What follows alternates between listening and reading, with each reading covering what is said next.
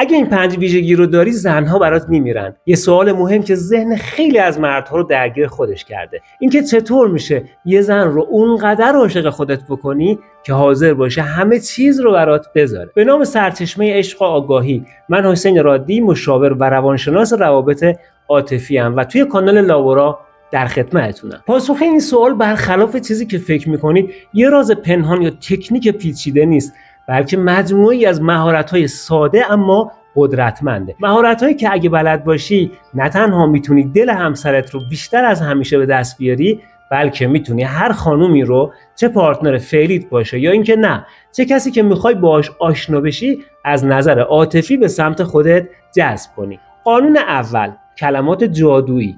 هرگز معجزه کلمات جادویی رو فراموش نکن. بیا یه راز کوچیک رو با هم در میون بگذاریم. خانوما از طریق گوششون عاشق میشن، درست برخلاف آقایون که بیشتر از طریق چشماشون تحریک میشن. این یعنی اینکه یه جمله درست و حسابی یا یه لقب قشنگ، حتی یه تعریف ساده، میتونه راه رو برای عشق واقعی باز کنه. فکر کن یه خانوم با شنیدن یه سری کلمات خاص دقیقاً همون حسی رو پیدا بکنه که تو با دیدن یه منظره فوق‌العاده به یه ماشین لوکس پیدا میکنی. فرقش اینه که این حس برای خانوم ها ماندگارتر و عمیق‌تره. پس به جای اسم سادهش از القاب خاصی استفاده بکن. اینو بدون که صدا زدن با اسم ساده مثل اینه که همیشه از یه مسیر تکراری بری خونه. ولی وقتی میگه عزیزم، بانو، عشقم یا زیبای من، در واقع داری مسیر رو عوض میکنی و یه حال و هوای تازه به رابطه میدی. تصورشو بکن، یه خانومی رو در نظر بگیر که بعد سالها زندگی هنوز همسرش فقط بهش میگه تو، یا به اسم سادهش صداش میزنه، انگار نه انگار که بینشون یه دنیا عشق و خاطره باشه. در مقابل یه خانم دیگر رو ببین که همسرش هر روز با یه جملاتی مثل عشقم چطوری یا بانو امروز چه کار کردی باهاش صحبت میکنه. این خانم همیشه یه انرژی مثبت و سرزندگی داره که از همسرش داره میگیره. حسادت باشه، القاب محبت آمیز مثل یه موسیقی ملایمن که روح یه خانم رو نوازش میدن و بهش میفهمونن که خاص و دوست داشتنیه. حتی میتونیم بریم سراغ یه مرحله بالاتر، یعنی جملات انرژی بخش رو یاد بگیری. جملاتی که نه تنها عشق بلکه اعتماد به نفس و امنیت رو انتقال میدن. این جملات اونقدر قدرتمندن که میتونن یه روز بد رو به یه روز عالی تبدیل بکنن. مثلا اینجوری بگی وقتی کنار تو هستم آرومم. این جمله بهش میفهمونه که حضورش چه تأثیر مثبتی روی زندگیت داره. یا این جمله رو بگی تو چقدر بهم انرژی میدی همسرم. با این جمله نشون میدی که اون منبع انرژی و انگیزه توئه. یا مثلا بگی کنارت احساس امنیت میکنم. این یعنی تو میتونی پناهگاه امنی براش باشی، جایی که هیچ استرس و نگرانی وجود نداره. حتی میتونی القاب خوشگل و جملات انرژی بخش رو با هم ترکیب بکنی. اینطوری اثرش چند برابر میشه. مثلا به جای اینکه بگی مرسی که غذا رو درست کردی، بهش اینجوری بگو عزیزم دست درد نکنه، این غذایی که درست میکنی حال و هوای خونه رو عوض کرده. یا به جای سوال خوبی بپرس عشقم امروز چطور بود؟ دلم برات تنگ شده بود. پس خلاصه این که کلمات درست میتونن معجزه بکنن. از یه رابطه معمولی به یه داستان عاشقانه. تو کافیه این قدرت رو بشناسی و ازش استفاده بکنی. اما بریم سراغ قانون دوم. قانون دوم امنیت عاطفیه. باید براش امنیت عاطفی بسازی. این مورد خیلی مهمه که اگه رعایتش بکنی رابطت رو کاملا متحول میکنه. ساختن امنیت عاطفی این فقط یک کلمه قشنگ نیست، بلکه اساس و بنیان هر رابطه پایداریه. برای یه خانم احساس امنیت یعنی که بتونه در کنارت خود واقعیش باشه، بدون ترس از قضاوت، تحقیر یا تنها موندن. یادت باشه امنیت عاطفی با شعار درست نمیشه، با عمل درست میشه. وقتی تو مثلا خودتو همتراز با اون بدونی و قدرتت رو با تحمیل نظرت نشون ندی، در واقع اینطوری داری یه پیام واضح براش میفرستی. میگی که تو احساساتت برام مهمه. اینطوری رابطه از حالت ارباب رعیتی در میاد و تبدیل میشه به یه مشارکت واقعی که هر دو طرف توش حق اظهار نظر دارن. یا اینکه تو روزهای سخت کنارش وایسی، نه فقط توی لحظه های شادی و خنده.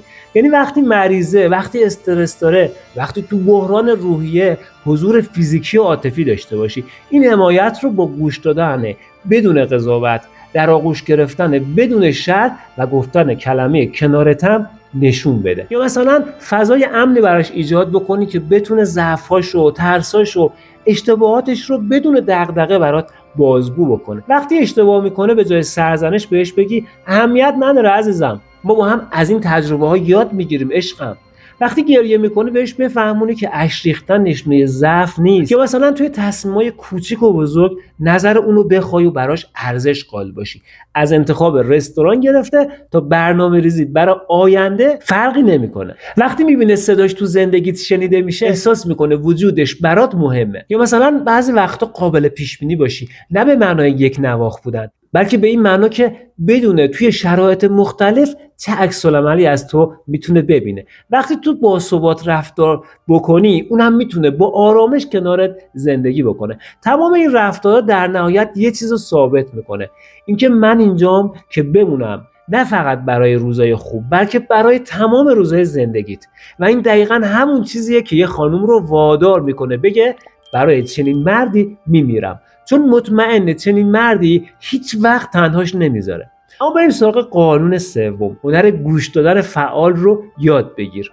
خیلی خوب، بریم سراغ یه مهارتی که اگه واقعا قلقش رو بلد باشی معجزه میکنه. مثل این میمونه که کلید طلایی ارتباط رو پیدا کرده باشی. گوش دادن فعال. یادت باشه گوش دادن واقعی یعنی حرفش رو قطع نکنی، حتی اگه فکر میکنی حرفش رو کامل فهمیدی یا حتی با نظرش مخالفی. بذار جمله‌ش رو کامل بکنه، احساسش رو کامل بیان بکنه و توی این فرایند تو فقط با حفظ تماس چشمی و تکون دادن سر و تبسم کردن بهش نشون بدی که داری واقعا گوش میدی، نه اینکه فقط منتظری نوبت حرف زدنت برسه. همدلی بکنی به این معنا که خودتو جای اون بذاری، از دیدگاهش به قضیه نگاه بکنی. وقتی ناراحته یا خوشحاله با پرسیدن سوالاتی مثل چی شده عزیزم، یا چطور میتونم کمکت بکنم، یا حتما برات سخت بوده، بهش نشون بده که تنها نیست و تو کنارش هستی. همینطور قضاوت رو کنار بذار، فضای امنی ایجاد بکن که بتونه راحت و بدون ترس از مسخره شدن یا بی اهمیت دیده شدن احساسات و دغدغه‌هاش رو با تو در میون بذاره. گوش دادن فعال مثل این میمونه که بهش اینطوری بگی وجود تو، حرفات و احساساتت برام اونقدر ارزشمندن که حاضرم وقت بذارم تو بدون عجله خود واقعیت رو به هم نشون بدی. این هنر نه تنها اعتماد میسازه بلکه عمیق‌ترین پیوندهای عاطفی رو خلق میکنه. وقتی یه خانم ببینه واقعا دیده میشه و شنیده میشه، مطمئن باش برای چنین مردی هر کاری میکنه، چون چنین مردایی توی دنیای امروز واقعا کمن. اما بریم سراغ قانون چهارم. قانون چهارم مسئولیت پذیر بودن و قابل اعتماد بودنه. یه لحظه خودتو جای یه خانوم بذار. تصور کن یه مردی رو میبینی که همیشه حرفش حرفه. تو طوفان مشکلات مثل یه کوه استوار وای میسه و میدونی که هیچ وقت پشتتو خالی نمیکنه. این مرد برات از هر الماس دنیا با ارزش تره، چون میدونی وجودش یعنی آرامش، یعنی ثبات، یعنی یه پناهگاه امن برای روزای سخت. اینو بدون که هر رابطه‌ای روزای آفتابی داره، روزای بارونی هم داره. مرد واقعی کسیه که وقتی پارتنرش مریضه یه سوپ گرم براش میبره، وقتی مشکل خانوادگی داره گوش شنوا داره، وقتی استرس کار و زندگیش اذیتش میکنه بدون قضاوت کنارش میسته. مهم اینه که ثابت کنی چه تو راحت ترین لحظات چه تو سخت ترین شرایط حضور تو پای ثابت همیشگی زندگی اونه. البته تصمیم گیرنده باش اما مستبد نباش. قاطعیت یعنی توانایی گرفتن تصمیمای محکم و منطقی بدون ترس از مسئولیت.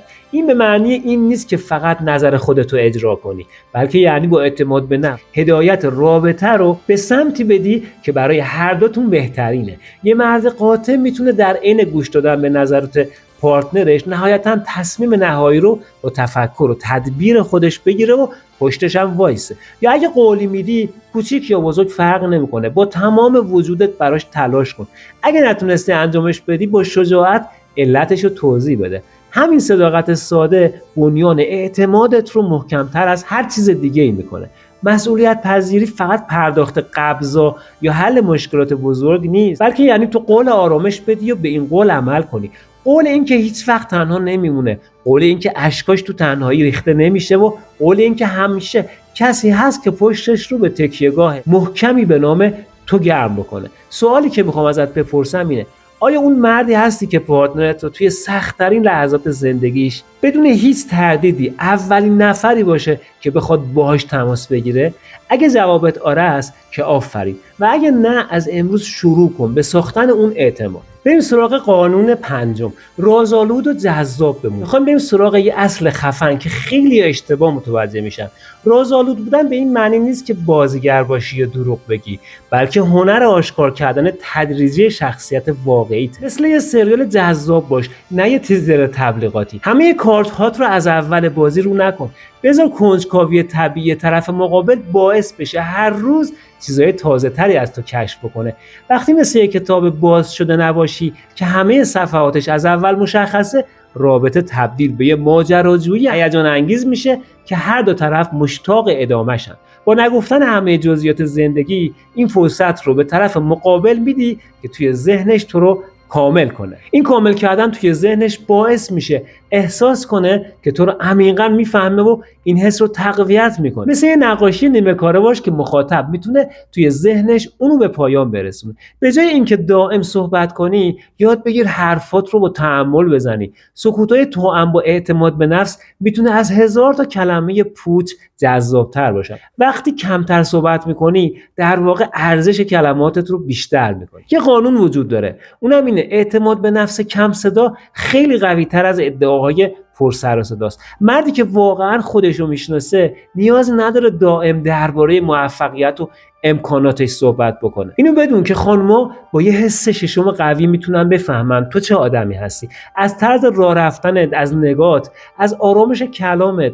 وقتی با اطمینان قدم میزنی بدون اینکه نیاز باشه درباره خود لاف بزنی، این خودش یه جذابیت خاموش و قدرتمنده. یادت باشه جذابیت واقعی از خودشیفتگی نمیاد، از یه خودآگاهی عمیق میاد.